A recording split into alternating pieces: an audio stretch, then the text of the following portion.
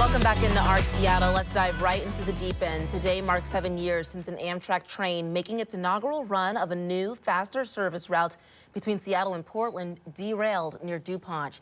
These are the images so many remember. The train was going too fast around a curve, sending train cars flying off the tracks and crashing onto Interstate 5 below. 3 people were killed, dozens of others were injured.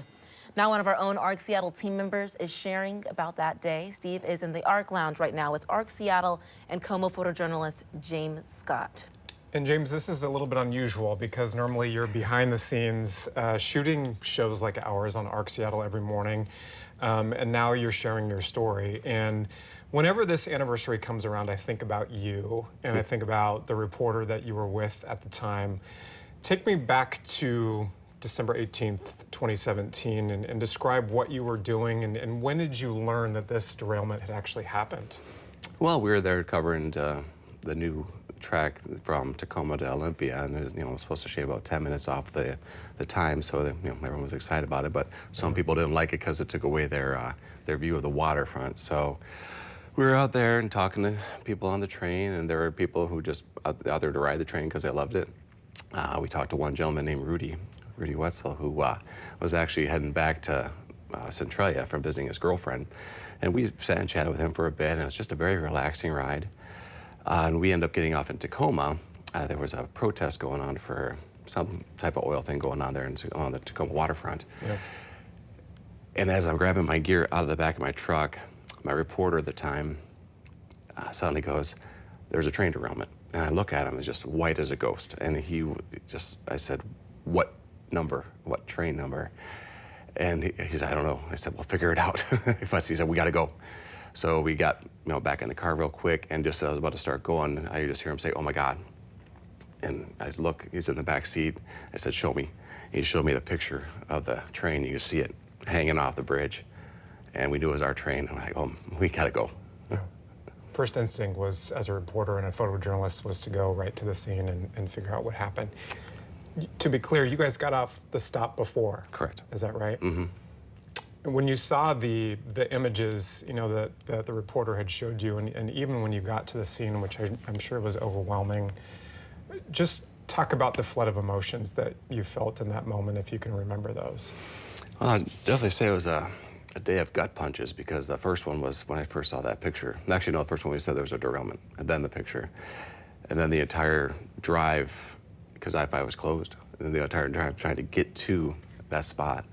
That's just like so many things just run through my mind about, wow. I mean, we made a connection with several people on the train, and we just, I kept thinking about those people, and I kept thinking, well, we could have been on that train, and then I realized I better call my wife, because I told her I was going to be on the train. Yeah. So I gave her a call.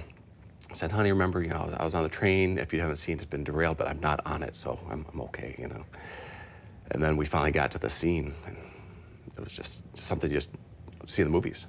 Yeah, just didn't seem real. Mm-hmm. I know that over your career, and you've been part of this business for quite some time, you sort of learn how to separate yourself from a story. You put emotions on a shelf, so to speak, until you can maybe address some of them later. But in this circumstance, it was a little bit different. And how were you able to do that in this circumstance, or could you? You had a job to do.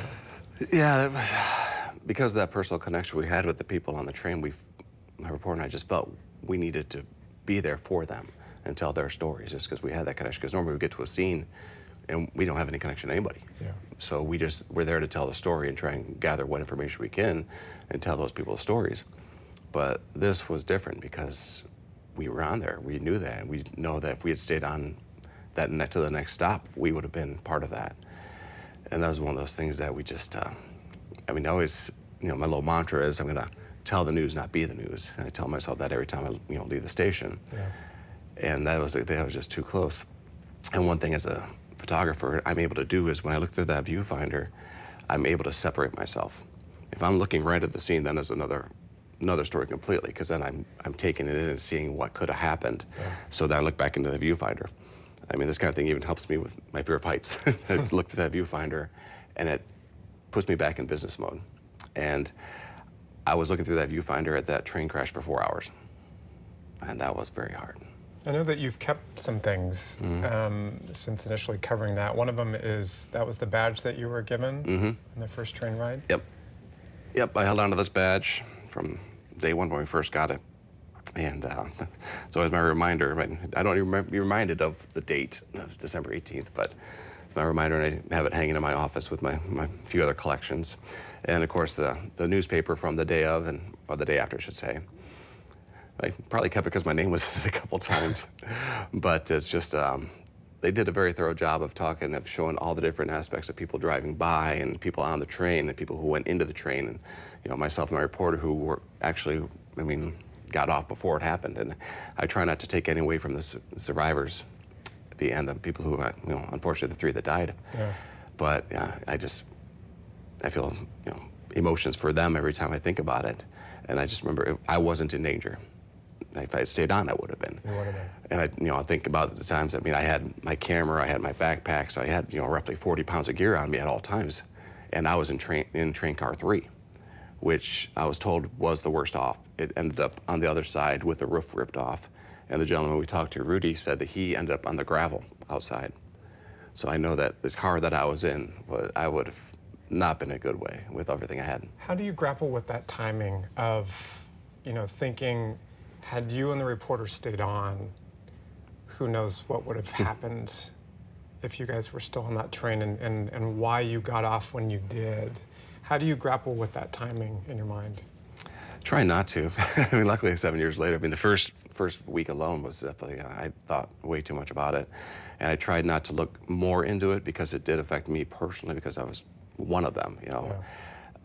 So I tried not to, to the information about what happened to the car, and just things I tried to avoid just because I didn't want that extra thoughts in my mind of what could have happened, because I still trying to keep myself disconnected because I can't take it personally, because I have to be able to do my job still and do it impartially and tell the story of the people involved.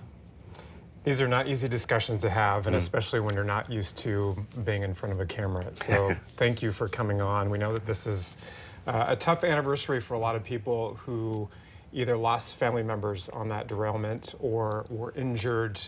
And it's important to keep those stories going and to share those stories and to remember them, especially on days like today, Tyra. Certainly an emotional day for a lot of people to remember, Steve, and we thank James for sharing his story with us from that day.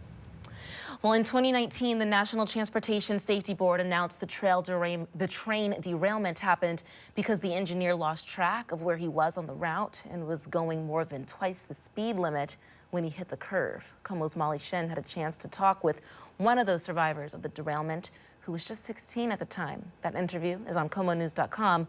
You can watch it by scanning the QR code on your screen. Tim Broggan was one of the youngest and most severely injured passengers aboard the train, suffering a spinal cord injury. Molly gives us a look at his road to recovery and the incredible progress he's made in 7 years.